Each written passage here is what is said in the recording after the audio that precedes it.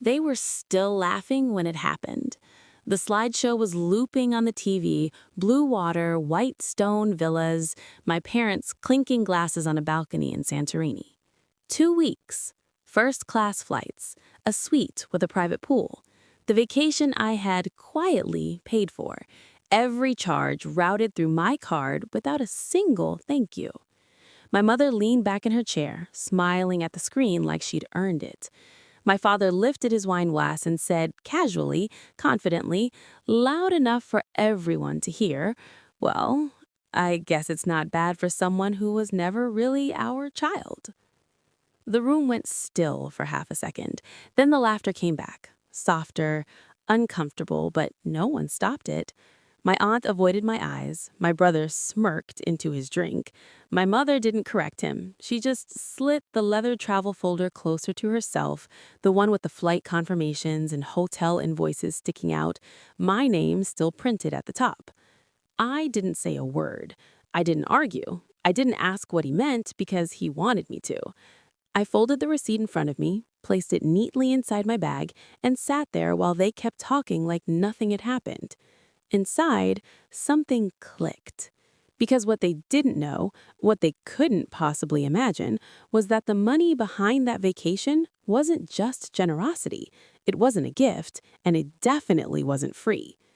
There was a truth buried in paperwork they'd never bothered to read, a truth that didn't care about blood or titles or who raised their voice the loudest at dinner.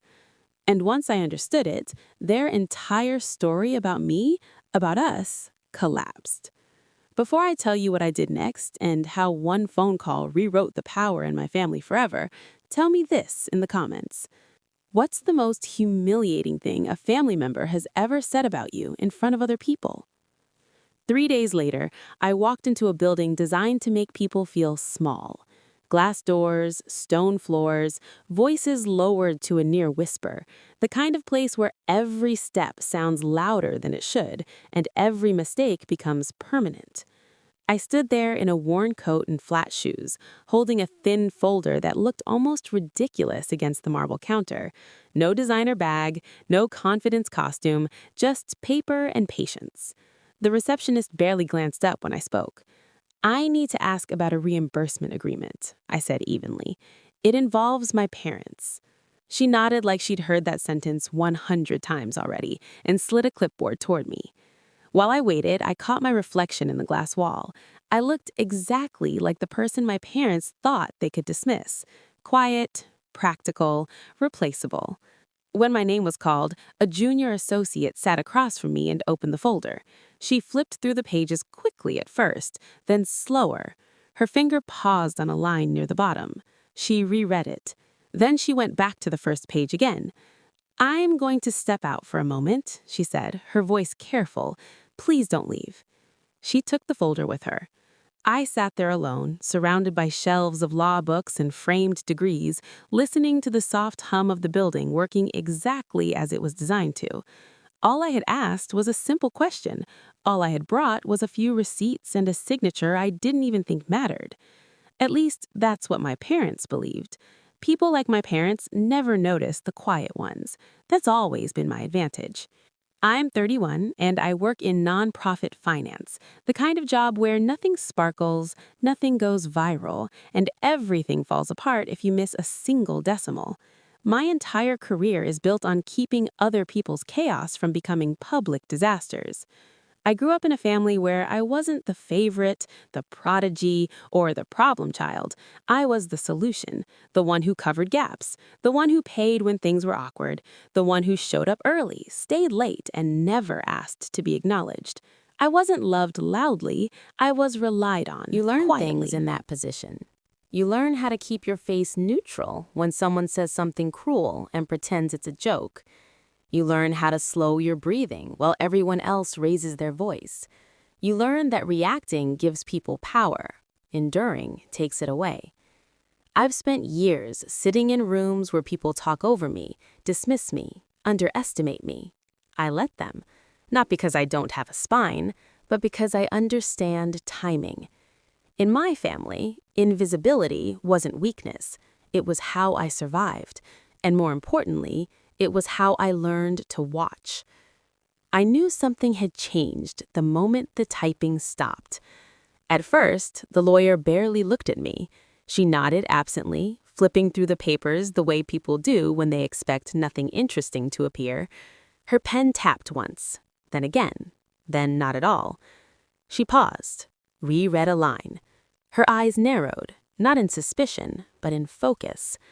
The room went quiet in a way that felt deliberate, like the air itself was waiting.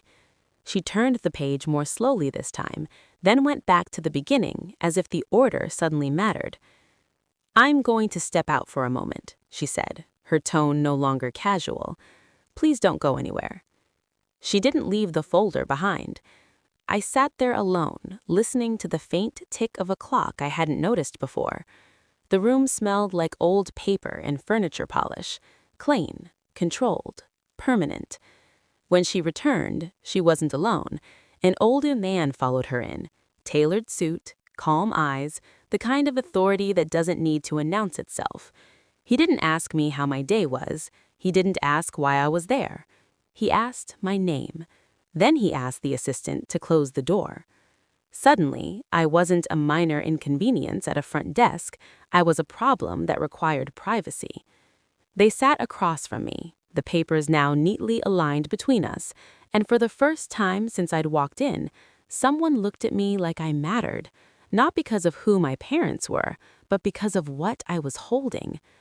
The clock kept ticking, and whatever they were about to say, I could tell it wasn't small anymore.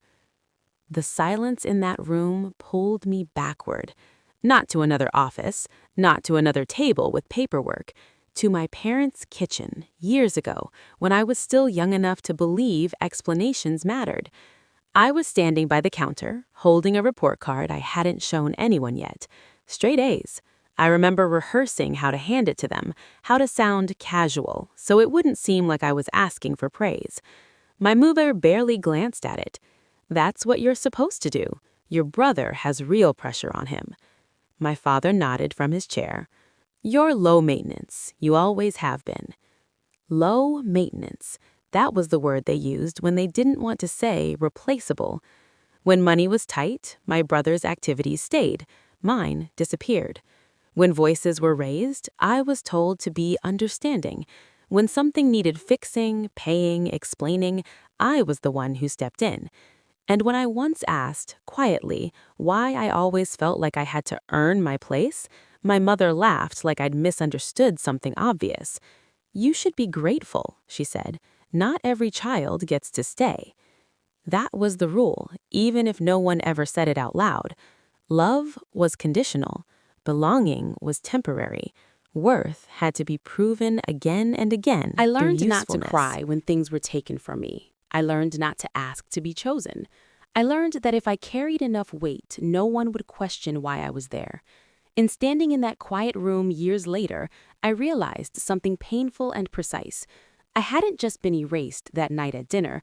I'd been training for it my entire life. "You're the account holder." That was the sentence that snapped me fully back into the room.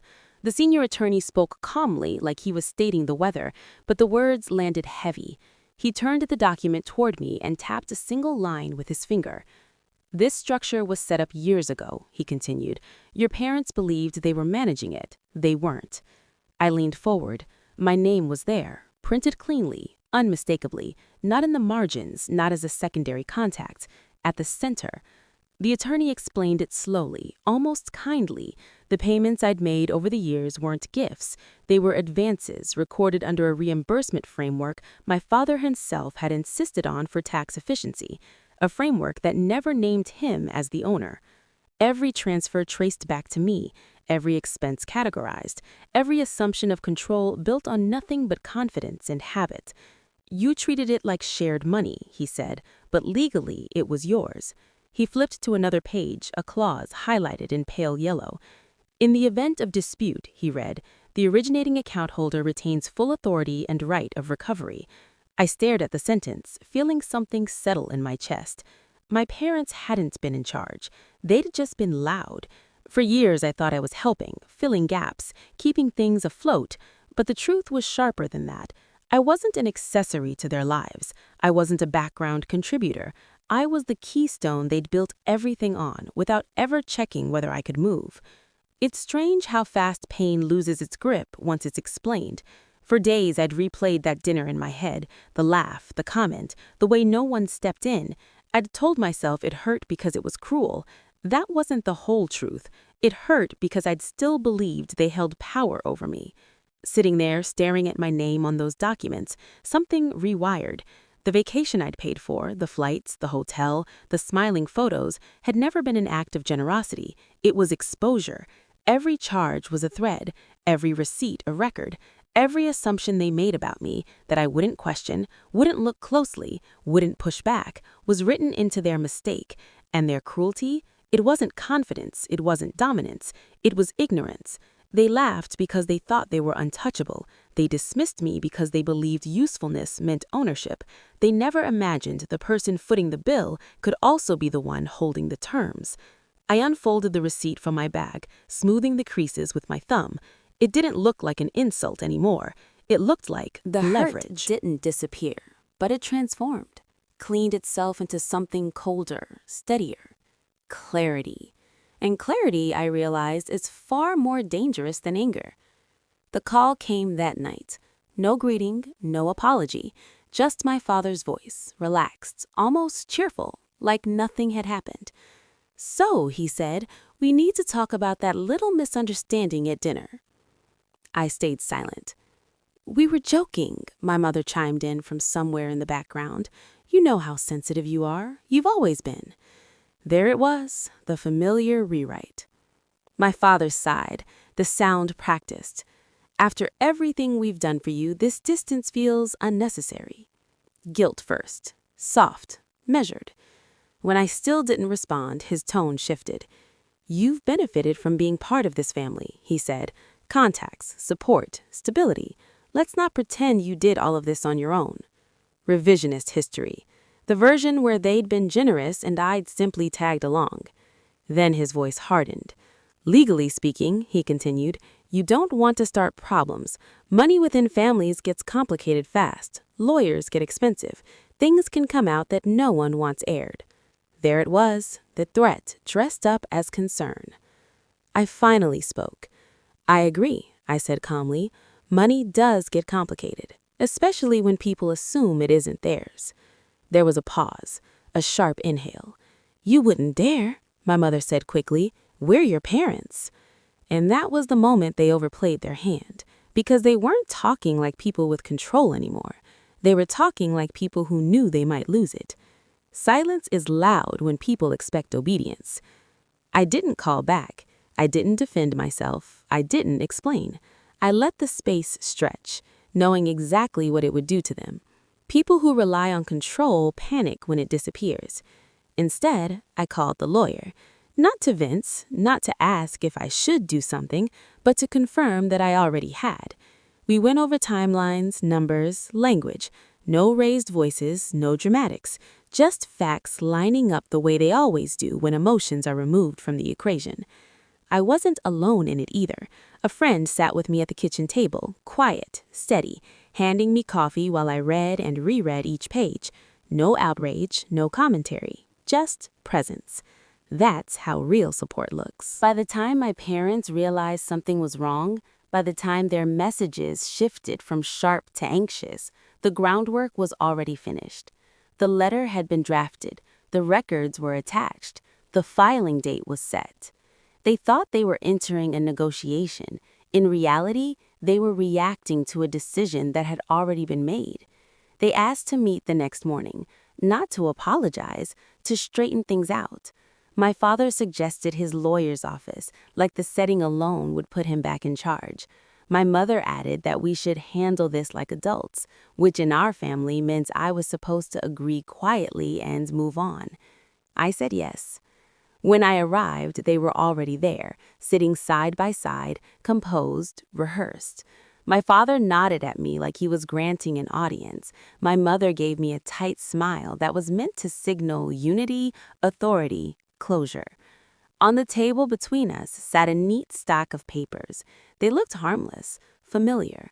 The kind of documents families pass around without reading too closely. Statements, summaries, confirmations. The same formatting they trusted for years. The same language they assumed always worked in their favor. My father tapped the stack with his finger.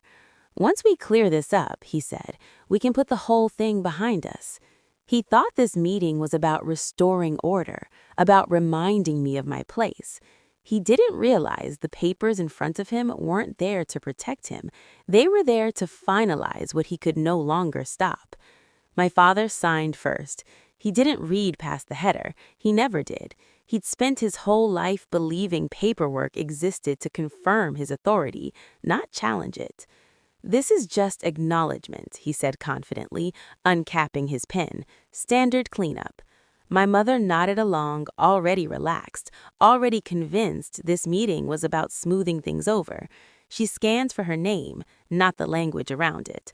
The document didn't look dangerous. Same fonts, same structure, familiar phrases like clarification, confirmation, prior understanding, the kind of wording that feels safe when you assume you're in control. My father scribbled his signature and slid the page toward my mother. She hesitated for half a second, then signed too. Neither of them noticed the sentence 3 lines above the signature, the one where they confirmed in writing that the funds used for the vacation were advanced by me, not gifted, that they acknowledged full responsibility for reimbursement, that they waived any claim of familial obligation or shared ownership. They didn't read it because they didn't believe they had to. My father leaned back, satisfied. "There," he said, "now this nonsense can stop." He smiled at me like he'd just corrected a child. What he didn't understand, what arrogance never allows for, is that the moment the ink dried, the conversation ended. Everything after that was just noise. The confidence lasted about 10 seconds. That's how long it took for the lawyer to speak. "Thank you," she said calmly, collecting the signed pages. "That will be all we need." My father frowned. "Need for what?" She didn't answer him right away. She slid the documents into a folder, stood and addressed the room, not as a mediator, not as a negotiator, but as an authority. "With those signatures," she said, "the reimbursement demand is now fully enforceable." My mother laughed nervously. "You're being dramatic." The lawyer didn't smile. "The funds are no longer considered shared or discretionary," she continued. "They are a documented advance. Interest accrual begins today.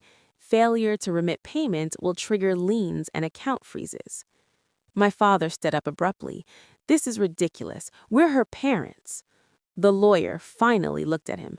"That isn't a legal category," she said. His voice rose. "She wouldn't dare do this to us." The lawyer replied evenly. "She already has, and you just confirmed her right too." My mother reached for the papers, panic bleeding through her composure. "There must be some mistake." "There isn't," the lawyer said, stepping back.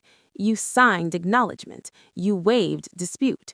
Your position is no longer valid." My father tried one last time, puffing himself up, grasping for the authority that had always worked before. "You don't understand who we are," he snapped. The lawyer didn't flinch. "We do," she said, "and that's why this is proceeding."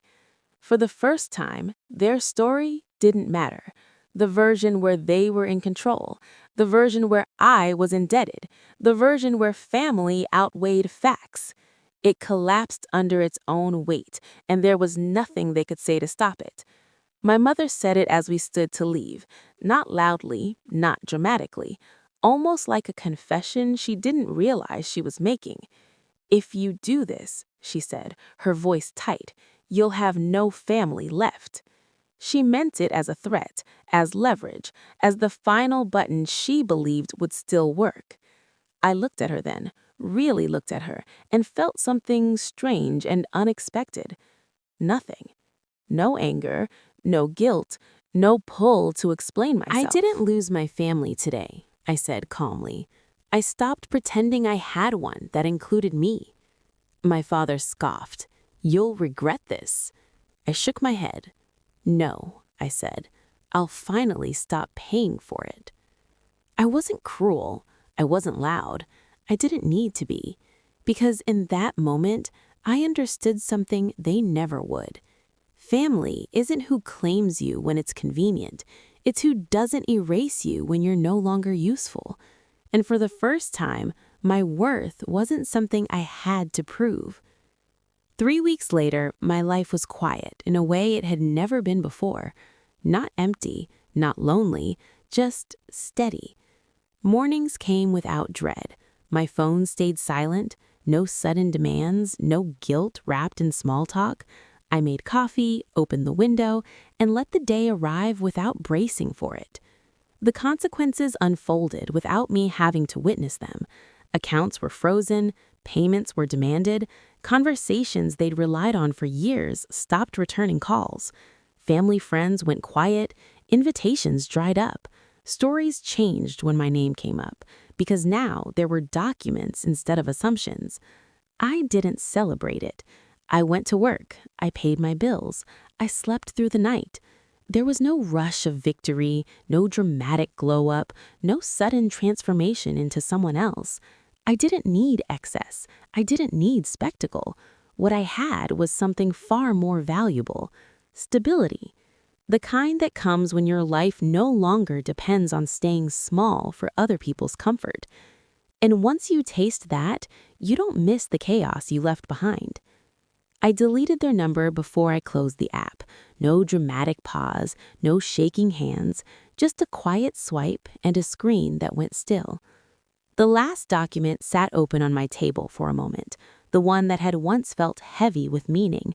I folded it carefully, not out of fear or reverence, but habit. Then I tore it in half and dropped it into the trash. I didn't need proof anymore. Money isn't power. Power is knowing when you can walk away. Love isn't blood. It's who doesn't make you earn your place. And support isn't obligation. It's choice, freely given, freely returned. That night at dinner, my father said I was never really their child, like it was an insult. Now I understand it was a confession, because I was never meant to survive by their rules. And once I stopped trying to, I finally belonged to myself.